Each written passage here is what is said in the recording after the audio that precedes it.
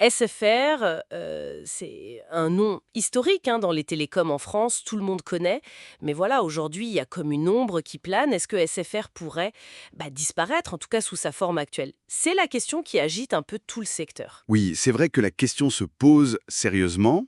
On va essayer d'y voir plus clair ensemble. Absolument. On va donc explorer la situation pour le moins tendue de SFR. Altis, la maison mère, croule littéralement sous les dettes. Et bon, l'idée d'une vente, voire d'un démantèlement, c'est plus du tout tabou. Effectivement, le contexte est critique. On parle quand même d'une dette qui frôle les 24 milliards d'euros pour Altis à la fin 2024. Et même s'il y a eu des ventes d'actifs récemment, la pression reste énorme. Surtout qu'il y a des grosses échéances de remboursement qui arrivent, là, de 2027-2028. C'est demain, quoi. D'accord. Alors, l'objectif aujourd'hui, c'est ça. Essayer de comprendre d'où vient cette crise, les causes profondes. Ensuite, qu'est-ce que ça pourrait vouloir dire pour les clients, pour le marché, les conséquences. Et puis, quels sont les scénarios possibles pour la suite. On déballe tout ça. Commençons par là où ça fait mal, cette dette abyssale d'Altis. 24 milliards, c'est tellement énorme que le propriétaire, Patrick Drahi, envisagerait même de, je cite un peu l'idée, tourner la page des télécoms. Oui, c'est ce qui se dit. Alors, vendre BFM TV, la Poste Mobile, c'était déjà des étapes, mais visiblement, ça suffit pas face au mur de la dette qui arrive. Non, clairement pas. Et puis, il faut voir que ce n'est pas seulement la dette de la maison mère. SFR, l'opérateur lui-même, est en difficulté. On voit une vraie hémorragie d'abonnés. Ah oui, c'est-à-dire, Les chiffres qui circulent parlent de plus d'1 million, peut-être même 1,5 million de clients mobiles perdus depuis fin 2022, début 2023. C'est énorme. 1,5 million. C'est colossal. Exactement. Et perdre autant de clients, c'est pas juste une question de chiffre d'affaires qui baisse, hein. C'est un signal d'alarme très fort sur l'attractivité de la marque, sa capacité à fidéliser. Mais alors, pourquoi cette fuite? Comment on l'explique? On entend parler d'augmentation de tarifs qui passe mal, un service client qui est souvent pointé du doigt. Oui, c'est un peu tout ça. L'image de marque semble vraiment écornée. Il y avait une étude qui disait que seuls 20% des clients recommanderaient SFR. C'est très bas par rapport aux concurrents qui sont plutôt vers 40-50%. C'est juste le service ou il y a autre chose? Je pense que c'est une combinaison, oui. Ces facteurs internes, tarifs, service client, image, sont, comment dire, amplifiés par la concurrence qui est hyper vive en France. C'est vrai qu'on a 4 gros acteurs. Voilà. Orange, SFR, Bouygues, Free, ils se partagent quasiment tout le marché, genre 96%. C'est un des marchés les plus compétitifs d'Europe. Ça tire les prix vers le bas, ça réduit les marges pour tout le monde, et forcément, ça pénalise plus un acteur qui est déjà un peu fragilisé, qui a peut-être perdu en agilité. Même les plans internes, comme Imagine SFR lancé fin 2024, ça n'a pas suffi à inverser la tendance pour l'instant, hein. Visiblement pas encore, non. L'électrochoc attendu ne s'est pas vraiment produit, ou en tout cas, les effets ne sont pas encore visibles. D'accord. Bon, on a posé les causes. Maintenant, la question qui vient tout de suite, c'est OK, mais si SFR change de main ou est démantelé, qu'est-ce qui se passe? Quelles conséquences? On parle beaucoup d'un retour à 3 opérateurs. Oui, c'est le scénario qui revient le plus souvent. Un marché qui repasserait à 3, donc avec Orange, Bouygues et Free.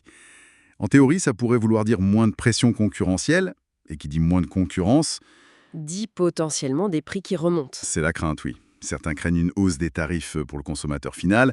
Moins d'acteurs, ça peut renforcer leur pouvoir pour fixer les prix, pour décider où investir dans la 5G, la fibre. Ça rappelle un peu les souvenirs d'ententes passées, avant que Free Mobile ne vienne tout bousculer. Intéressant, cette perspective historique. Mais on peut se demander si cette crainte d'une hausse des prix est si automatique. Free a quand même durablement changé la donne, non? Avec le sans engagement, les prix très bas. C'est vrai. Est-ce que c'est vraiment le nombre d'acteurs qui fait la concurrence ou est-ce que c'est plutôt la présence d'un acteur, comme Free, un agitateur, qui discipline le marché, même s'ils ne sont plus que 3? C'est une question clé, ça. C'est tout le débat, effectivement. Ce qui est sûr, c'est que pour les clients actuels de SFR, on parle de 7 à 8,3 millions de foyers ou de lignes mobiles, l'impact serait très direct, très concret. Oui, là, on touche au quotidien des gens. Exactement. Migration vers un nouveau réseau, peut-être des changements de forfait, les conditions tarifaires, la couverture qui pourrait évoluer, les box à changer, le service client. Il y aura forcément des perturbations. Des bénéfices possibles, peut-être une simplification à terme. Peut-être. Mais le risque d'une dégradation des conditions ou d'une hausse de prix, il est quand même bien réel pour ces clients-là. Et si on regarde au-delà des clients, Quand on parle de rachat, on entend souvent le mot synergie. Ça sonne bien, mais en pratique, En pratique, ça veut souvent dire restructuration. c'est ça. Des coupes dans les effectifs pour éviter les doublons, les équipes commerciales, techniques, administratives, fusionner des activités pour faire plus avec moins, c'est souvent la logique. Tout à fait. Donc l'impact social pourrait être important, sans compter les effets en cascade sur tout l'écosystème, les sous-traitants, les équipementiers qui travaillent avec SFR. C'est un point crucial. Absolument. Et il y a une autre dimension, encore plus sensible peut-être, la souveraineté. Ah oui, la question stratégique. Voilà. Imaginez qu'un acteur étranger, non européen par exemple, mette la main sur SFR, sur ses réseaux, ses infrastructures qui sont critiques pour le pays. Ça poserait d'énormes questions politiques, stratégiques. Surtout aujourd'hui, où l'Europe essaie de renforcer son autonomie technologique. Une vente comme ça, ce serait scruté à la loupe par le gouvernement français. L'État aurait son mot à dire, c'est certain. Ce n'est pas juste une affaire économique. Bien compris, c'est un enjeu majeur. Alors face à ce tableau assez complexe, quelles sont les options concrètes sur la table, les chemins possibles pour SFR? Bon, alors, option numéro 1, un partage. Les actifs de SFR, clients, fréquences, bouts de réseau, seraient répartis entre les concurrents français restants. Orange, Bouygues, Free. Un démantèlement, en quelque sorte. C'est ça. Bouygues Télécom est souvent cité comme étant bien placé dans ce scénario. Pourquoi? Notamment parce qu'ils ont déjà un accord important de partage de leur réseau mobile avec SFR, ça date de 2014. Ah oui, la mutualisation. Exactement. Partager les antennes, ça crée déjà des liens techniques, ça pourrait faciliter une reprise d'une partie des actifs.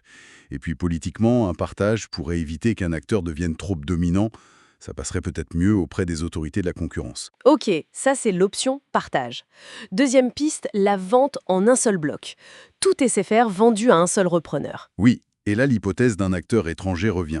On a parlé de Saudi Telecom Company, STC, qui regarde l'Europe. Pour Altice, le vendeur, ce serait plus simple, hein, une seule transaction plutôt qu'un dépeçage compliqué. Logique du point de vue du vendeur, mais pour l'acheteur étranger, Ben voilà, c'est là que ça se complique. Est-ce que le marché français est si attractif que ça pour un acteur comme STC ou un autre? On l'a dit, les prix sont bas, les marges sont plus faibles qu'ailleurs en Europe, c'est vrai. donc venir mettre des milliards sur la table dans un marché aussi concurrentiel, faut vraiment y croire.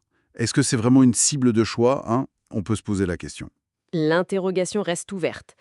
Troisième scénario, le rachat par un seul acteur, mais un acteur français. Orange, Bouygues, ou peut-être Free via sa maison mère Iliad. Alors là, on parle d'une opération gigantesque. Les estimations tournent autour de 25 milliards d'euros. C'est colossal. Effectivement. Chaque candidat français aurait ses raisons de le faire. Les synergies industrielles, accélérer les déploiements fibre et 5G. Mais les obstacles seraient énormes. D'abord, trouver l'argent. Financer une telle acquisition sans plomber sa propre dette. Oui, le financement, c'est clé. Et puis surtout, le passage devant l'autorité de la concurrence. Là, ce serait une bataille réglementaire féroce pour éviter une position trop dominante sur le marché. Pas gagné d'avance. Clairement. Et il reste une dernière option. Oui, une quatrième, mais elle est jugée moins probable aujourd'hui. Qu'Altis garde SFR, Ah, malgré tout. oui. Ça impliquerait une restructuration interne très très profonde. Peut-être changer de marque, revoir tout le modèle. Mais surtout, ça voudrait dire trouver de l'argent frais ailleurs ou alors renégocier la dette dans des conditions beaucoup plus favorables. Un pari très audacieux. Très audacieux vu le contexte financier actuel d'Altis. Ça semble compliqué. Donc si on essaye de synthétiser tout ça, l'avenir de SFR en tant qu'entité indépendante telle qu'on la connaît depuis des années, il semble quand même sérieusement compromis, non? Oui, c'est le scénario le plus réaliste aujourd'hui. La pression de la dette d'Altis d'un côté, les difficultés propres de SFR de l'autre, tout ça rend un changement majeur, que ce soit une vente, un démantèlement, de plus en plus plausible. Ok, résumons un peu où on en est. On a une dette colossale chez Altis, la maison mère. On a une base d'abonnés qui s'effriche chez SFR même. Et on a un propriétaire, Patrick Drahi, qui cherche clairement une porte de sortie. C'est ça. Du coup, le sort de SFR est vraiment en suspens. Plusieurs scénarios possibles, partage entre concurrents, vente en bloc à un Français ou un étranger, beaucoup d'incertitudes. Et les enjeux y dépassent largement le simple cas de SFR, hein. Ça touche des millions de consommateurs, ça touche des milliers d'emplois dans le secteur, ça touche l'équilibre même du marché des télécoms en France. Et même, on l'a dit, des questions de souveraineté nationale si un acteur non européen entre dans la danse. Exactement. C'est systémique, en quelque sorte. Chaque piste qu'on a évoquée, le partage franco-français, le rachat par un local, l'arrivée d'un étranger, tout ça comporte des avantages, des inconvénients et surtout une grosse part d'inconnu à ce stade. On navigue un peu à vue. Oui, c'est encore très flou. Et peut-être, pour finir, une réflexion un peu plus large, qui va au-delà du cas SFR. Oui, hein. Toute cette situation critique, ça nous force quand même à nous interroger sur la soutenabilité du modèle télécom français tel qu'il fonctionne aujourd'hui. C'est-à-dire? Cette concurrence acharnée, qui est souvent présentée comme un bénéfice absolu pour le consommateur grâce au prix bas, est-ce qu'elle est vraiment viable à long terme? Si cette guerre des prix fragilise à ce point la capacité des opérateurs à investir massivement, et on sait qu'il faut des milliards pour la fibre, pour la 5G, pour les réseaux du futur, et en même temps à maintenir une qualité de service élevée, Ouais, est-ce qu'on ne risque pas de sacrifier l'avenir numérique du pays? voilà. Est-ce qu'on ne sacrifie pas la qualité, l'innovation, la robustesse des réseaux de demain sur l'autel des prix les plus bas possibles aujourd'hui? C'est une question de fond, je crois, qui mérite vraiment un débat collectif.